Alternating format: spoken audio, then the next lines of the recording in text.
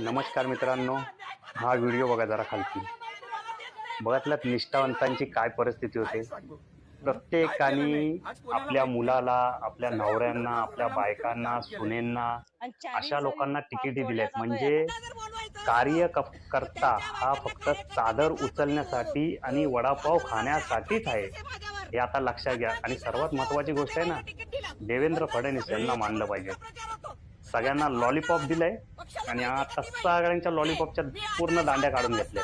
आता सगळेजण रडत आहेत. म्हणजे विचार करा, यांना विकास काय करायचा नाही, कोण पेट्रोल टाकतंय, कोण काय करतंय, यांना सगळ्यांना माया जमा करायची, माया. तर हे असंच घडत राहणार आहे. त्यामुळे निष्ठावंतांनी एक लक्षात ठेवायचं आहे, या लोकांना पाडा. कारण हे राजकारण एक चिक्कल झालंय आणि चिक्कल हा सगळा कालवला जातोय. कोणाही विकास करत नाही. आज त्यांचाच तो टॅग होता, कुठं नेऊन ठेवलाय हा महाराष्ट्र.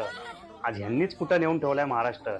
आता 2 उपमुख्यमंत्री बनवले, दोघांना लॉलीपॉप दिले.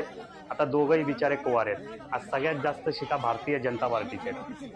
आणि ह्या लोकांना त्यांची जागा दाखवा, कारण अपक्ष उमेदवार मजबूत पाहिजे. आणि जेवढे निष्ठावंत आहेत, तुम्हाला तिकीट नाही दिले, ज्यांच्या ज्यांच्या दिलेत. काही तर आमदार असताना आमदार लोक नगरसेवक झालेत. म्हणजे आमदारकीला तुम्ही पडलायत तरी तुम्ही नगरसेवकची हावऱ्यासारखी तिकीट घेताय की आम्हाला जनतेचा विकास करायचा आहे. जनतेचा करायचा की तुमचा करायचा तेच समजलं नाही. जनता हेच भाजपा आणि युतीचा ब्रीद वाक्य होतं, कुठे नेऊन ठेवला महाराष्ट्र. आता ह्याच भाजपानी बघा चिक्कल करून ठेवलाय, सर्व पक्ष तोडून फोडून. आज कार्यकर्ते पण त्या पक्षात तुटले. लोकांनो, नोटा बटन दाबा.